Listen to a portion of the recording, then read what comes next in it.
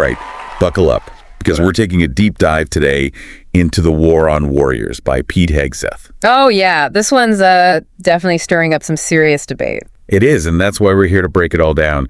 Hegseth's book is centered around this idea that a woke agenda is weakening the military.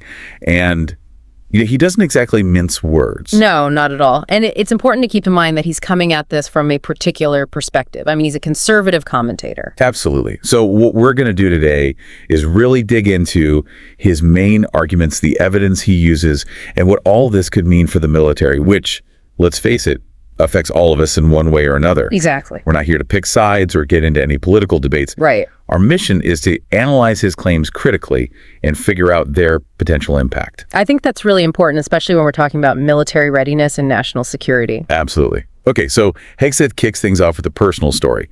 He talks about feeling this growing disconnect from the Army, an Army he dedicated 20 years of his life to. Yeah. He even says the Army labeled him an extremist, which ultimately led to his separation. Wow. Yeah, it's a powerful story, and he attributes this to a shift in values and priorities within the military. I can see how that would be a really tough experience. It really makes you think about the things that you rely on. Right, and what would it take to shake your own faith in those systems? Exactly. And for Hegseth, this perceived shift leads him to his central argument.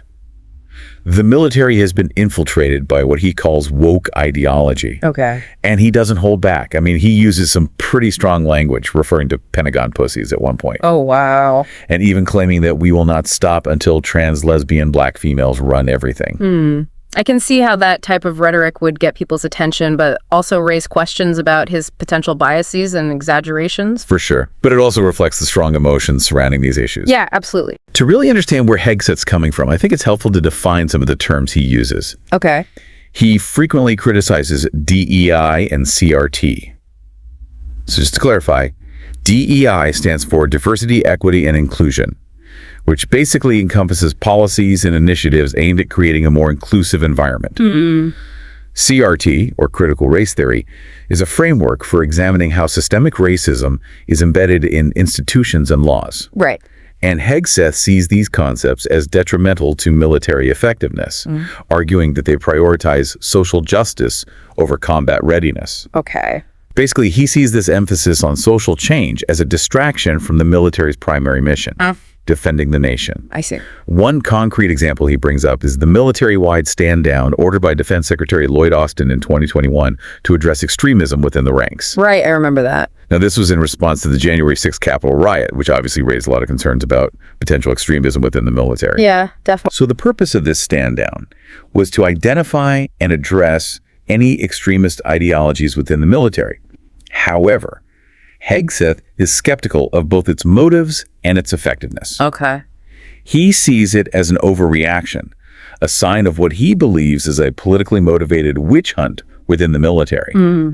And he questions whether this intense focus on rooting out extremism is really necessary, or if it's just a way to target those with conservative viewpoints. That's a good question. And he really goes after Bishop Garrison, a former Army officer appointed to a senior role overseeing diversity and inclusion initiatives.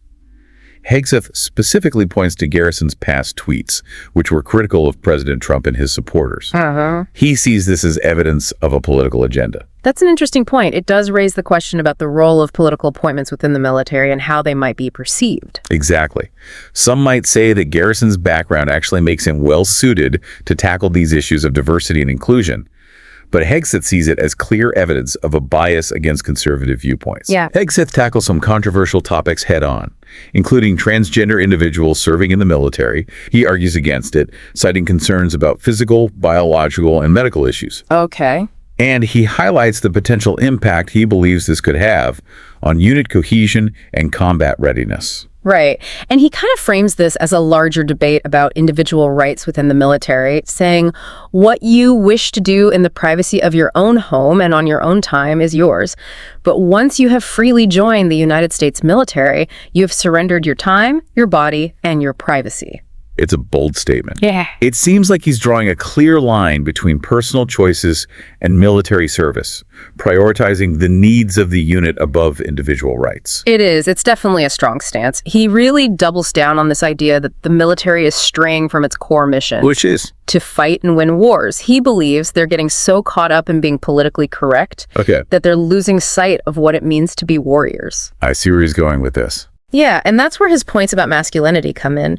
He argues that, the military has always been this proving ground where young men could cultivate those essential warrior qualities. Like what? Courage, strength, discipline, the kind of things he sees as absolutely critical for combat. I see. He even uses Top Gun Maverick as an example. Oh, interesting. He says part of the reason it was such a huge hit was because it celebrated these traditional masculine virtues. Yeah. He actually compares Tom Cruise's character, Maverick, to the current state of the military. Okay. Maverick starts off as this kind of washed-up, risk-averse pilot, afraid to make a mistake. Right. But he learns that real leadership means pushing your people, empowering them to take risks, go beyond their limits. I can see the parallel he's drawing there. Right. And Hegseth seems to be saying that we're missing that bold leadership in today's military. Because this whole focus on safety and political correctness, he thinks it's created this culture where everyone's afraid to make a move. Afraid to take risks. Exactly. And that, he believes, makes them less effective in combat. Makes sense. And this leads him to his stance on transgender service members, which is definitely controversial. Yeah, I remember him being pretty vocal about this. Oh, yeah. He argues that transgender individuals shouldn't be allowed to serve at all. He claims it creates distractions and undermines unit cohesion. Right. He even goes so far as to say, what you wish to do in the privacy of your own home and on your own time is yours. But once you have freely joined the United States military, you have surrendered your time, your body, and your privacy. So he's basically saying that once you're in the military, your individual rights take a back seat. To the collective good, yeah. The needs of the mission come first. It's a pretty stark perspective. Definitely raises questions about the whole balance between individual liberties and the demands of military service. Absolutely. And he links this back to combat effectiveness, arguing that transgender service members present logistical challenges. Like? He says they require specialized medical care, which could potentially put their units at risk. Now, he doesn't give any specific evidence to support this. Right. But his point seems to be that any kind of distraction or disruption, however small, could have serious consequences in a combat situation. It's important to remember that this is a very sensitive issue with strong arguments on both sides. For sure. Some people believe that transgender individuals should have the absolute right to serve their country, just like anyone else, and that inclusivity actually makes the military stronger. Right. Others share Hegseth's concerns about the potential impact on unit cohesion and readiness. It's a tough one. It is. And he doesn't stop there. Hegseth goes on to criticize the integration of women into combat roles. Another hot button issue. He keeps referencing this Marine Corps study that showed performance differences between all male and mixed gender units. Right, I remember that study. It found that on average, women had higher injury rates. And the mixed gender units were slower and less effective at completing certain combat tasks. So he's basically saying you can't ignore the physical differences between men and women. And that those differences matter when it comes to combat. It's a controversial argument, especially when you consider the women who have served honorably in combat, showing incredible courage and capability. Absolutely. But his point, even if you don't agree with it, forces us to ask, how do we integrate women into combat roles effectively? Right. How do we maintain unit cohesion and effectiveness while ensuring that women have the opportunity to serve? Exactly. And Hegseth goes even further, accusing military leadership of pushing these policies just to score political points. To look good in the press, even if it means sacrificing readiness. That's his argument. He even suggests that awards are being given out based on gender or race, not merit. Which he obviously sees as a huge problem. He thinks it demoralizes those who have earned their recognition through actual sacrifice and achievement. Yeah. He uses the phrase checking boxes a lot, which I think sums up his view. It's like he's saying they're more focused on superficial diversity metrics. Instead of genuine merit and capability. Exactly. He thinks his whole focus on social engineering is creating a generation of leaders who are more worried about being politically correct than about actually preparing their troops for combat. And he's particularly critical of the emphasis on diversity, equity, and inclusion. He thinks it's creating more division than unity. Yeah, he claims the military is now actively seeking out people based on their race or gender, not their qualifications. And he brings up Bishop Garrison again as an example. Right, because of those past tweets critical of President Trump. He claims those tweets prove there's a politically motivated agenda within the military. I can see how some people would find that persuasive. He even says they're hunting for racism where it doesn't exist. That's a pretty serious accusation. It really shows how strongly he feels that the military is getting sidetracked by social issues. And losing sight of its core mission. Exactly. And to drive home his point, he brings in his personal experience as a National Guardsman during the 2020 riots in D.C. Right, that was a really tense time. He describes being called a racist simply for wearing his uniform while facing off against protesters. A lot of those protesters, he points out, were actually white. It sounds like he's using this anecdote to illustrate what he sees as a bigger problem with so-called woke culture. And how it's impacting the military. He sees this focus on race as unnecessarily divisive. And a distraction from the real issues. He then talks about an incident where he was ordered to stand down from his National Guard duties during President Biden's inauguration. Charlie. Yeah.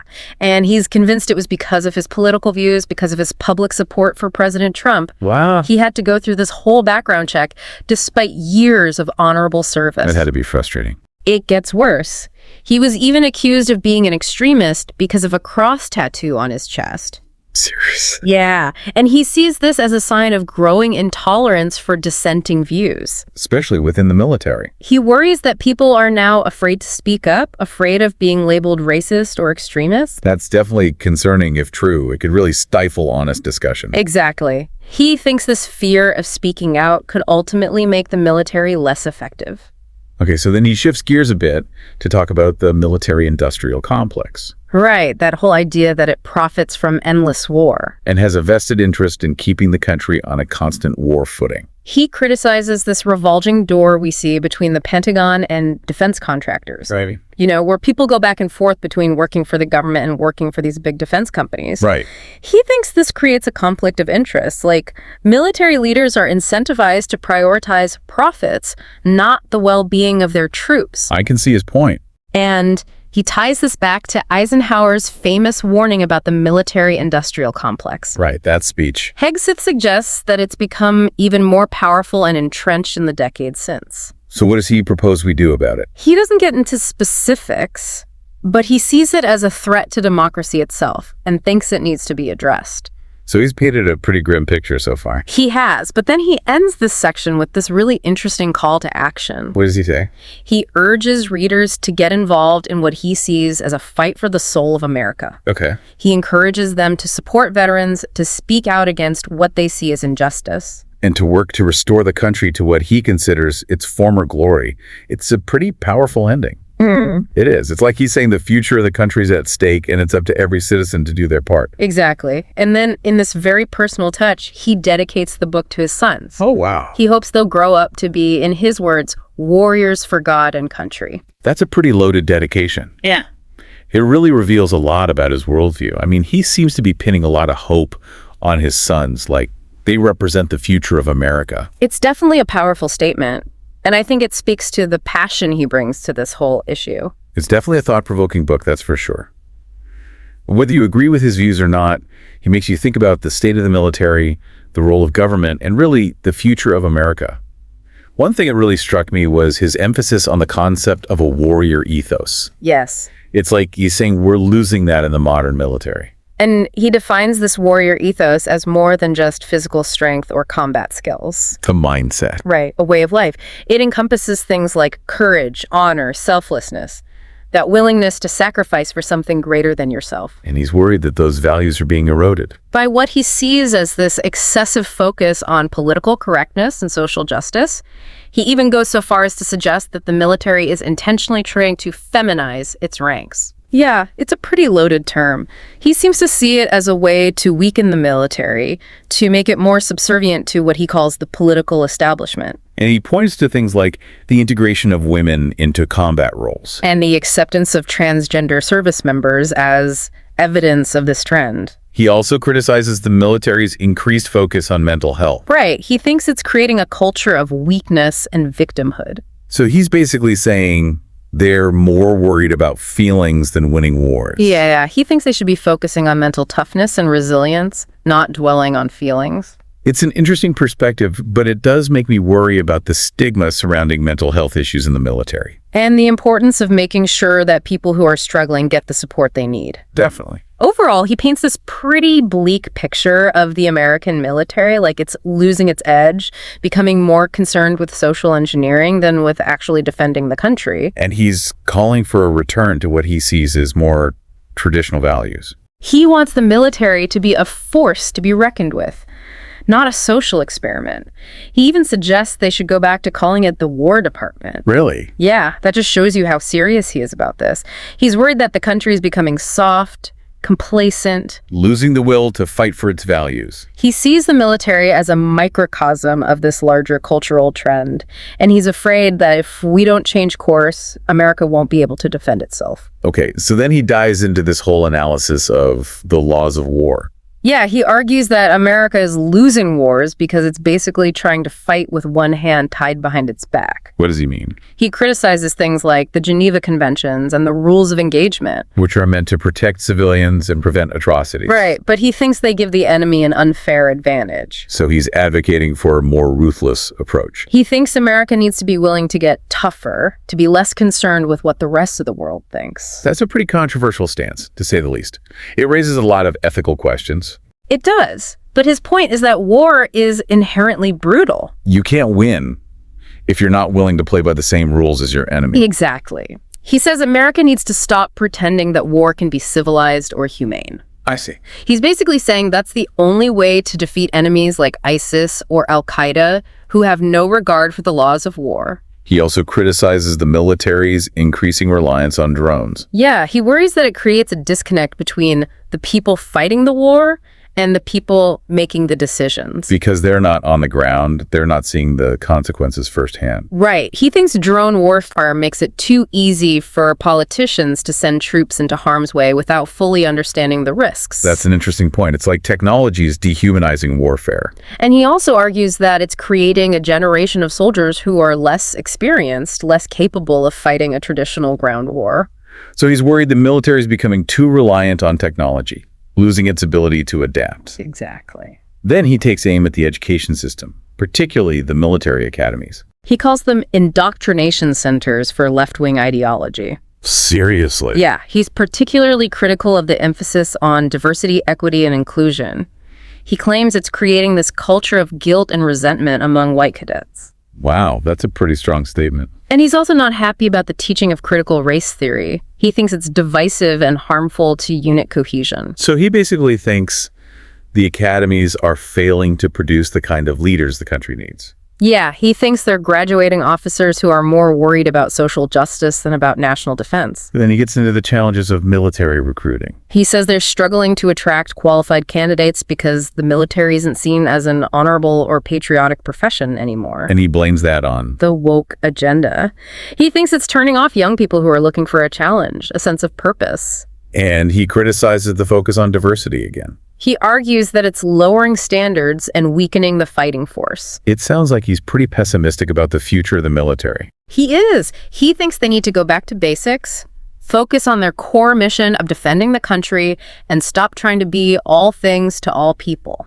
And then he shares this personal story about his own experience with what he calls the military's woke culture. He says he was accused of being a racist and an extremist just because of his conservative political views. Wow. He sees it as a sign that the military is no longer a place where you can freely express your opinions. And he worries that's creating a chilling effect on free speech, on open debate. Which could ultimately harm the military's effectiveness. So he's basically saying the military needs to be a place where people are judged on their merits, not their political beliefs. Exactly. And then he ties this back to his whole argument about the war on warriors. Right. He claims the military is intentionally trying to get rid of people who don't conform to a progressive ideology. He sees that as a deliberate attempt to weaken the military, make it more subservient to the political establishment. And he calls on his readers to fight back against this. To stand up for their beliefs. Yes. He wants them to support veterans, speak out against injustice, work to restore the military to what he sees as its former glory. Okay, so then he talks about the importance of leadership. Yeah, both in the military and in society as a whole. And what does he say about that? He thinks America is facing a leadership crisis. In what way? He doesn't think we have strong, principled leaders who are willing to stand up for what they believe in. And he blames that on. Well, he criticizes what he sees as the current crop of leaders. Okay. He calls them weak, indecisive, more interested in following polls than in actually leading. He believes America needs leaders who are willing to make tough choices. Even if those choices are unpopular. Exactly. Leaders who will put the country's interests above their own. And he thinks the military can help to develop those kinds of leaders. Yes, because of its emphasis on discipline, teamwork, self-sacrifice. He sees the military as a place where young people can be tested. Where they can develop the qualities they need to be effective leaders. He believes the military can actually be a force for good in society, helping to restore the country to greatness. So he's not entirely pessimistic. No, he's hopeful that things can change. And he encourages readers to support the military, to encourage young people to serve their country. It's interesting. He seems to view the military as more than just a fighting force. Right. It's a source of values of leadership that can benefit the whole nation. And then he concludes this section with a personal reflection on his own journey. Yeah, he talks about the things he's learned from his time in the military and how those experiences have shaped his views. He reflects on the sacrifices that soldiers make. And emphasizes the importance of honoring their service. It's a pretty moving conclusion, leaving you with this sense of both urgency and hope. So we've spent a lot of time unpacking Pete Hegseth's arguments in The War on Warriors. We have. But he doesn't just lay out these big ideas. He weaves in a lot of personal stories throughout the book. Right. He uses them to really try to bring those arguments to life. Exactly. So let's dig into some of those experiences and see how they inform his worldview. Okay. He shares anecdotes from his time in Iraq, Afghanistan, Guantanamo Bay, even going back to his days playing basketball at Princeton. It's interesting to see how he connects those experiences. Yeah. Like, for example, he talks about this nighttime raid in Iraq. His platoon discovers a hidden cache of weapons. And one of his soldiers, a seasoned veteran, immediately notices something specific. What was that? A Chinese-made scope on one of the weapons. Turns out it's the type often found on Iranian rocket launchers. Oh, wow.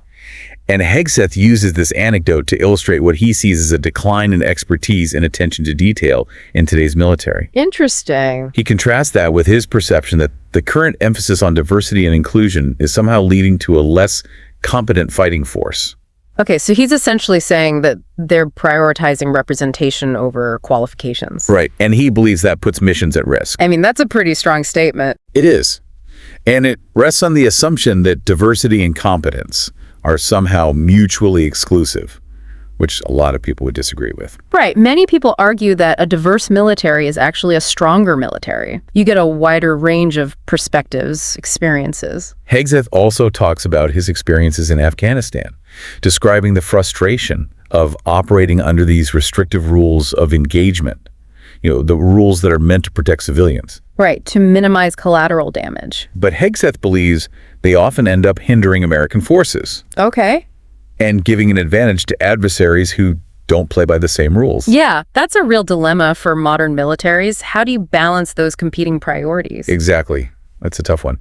Hegseth is basically saying that if you want to win wars against groups like ISIS, you have to be willing to adopt a more ruthless approach, which of course raises all sorts of ethical questions. It does. I mean, you have to think about the potential consequences. Right. Increased civilian casualties, damage to America's reputation in the world. And the long-term impact on peace and stability. Hegseth then delves into the psychological demands of combat, pushing yourself to the limit, both physically and mentally. He really believes that mental toughness is absolutely crucial for surviving and succeeding in war. Okay. And he contrasts that with what he sees as a growing sense of weakness and victimhood in American society. He thinks people are too easily offended, too quick to give up when things get tough. I see. So he's worried that this softness, as he calls it, is eroding the warrior spirit. Right. It's like a recurring theme for him. America's losing its edge, becoming complacent. It's interesting, but it also raises questions about what he really means by mental toughness. Right. Is there room for empathy, for compassion, for seeking help when you need it? Exactly. It's clear that Hegseth's experiences have really shaped his views. He weaves these anecdotes throughout the book to support his claims and give them this sense of authenticity. Right. It's like he's saying, look, I've been there. I've seen it firsthand. Exactly. Yeah. But it's important to remember that personal experiences, however powerful, don't always tell the whole story. Of course. Everyone's perspective is shaped by their own values and beliefs. And it's crucial to consider alternative viewpoints and really challenge those assumptions. So we've spent this deep dive exploring Pete Hegseth's The War on Warriors. We've looked at his arguments, the evidence he uses, and really thought about what it all means. It's definitely been a thought-provoking journey. Hegseth's book is provocative, no doubt about it. It really is. He raises some big questions about the military, about the role of social change, and ultimately about the future of America. He asks us to think about the balance between individual rights and military necessity, the use of technology in war, and how social and political trends are impacting the military's ability to defend the country. It's a complex and often uncomfortable conversation. It is, but it's a conversation we need to be having. We hope this deep dive has given you the information and the insights to form your own conclusions. We encourage you to keep exploring these issues, to talk to people who have different viewpoints, and to really think about the choices we're making as a nation. Because the future of the military, and really the future of the country, depends on an informed and engaged citizenry. Thanks for joining us on this deep dive.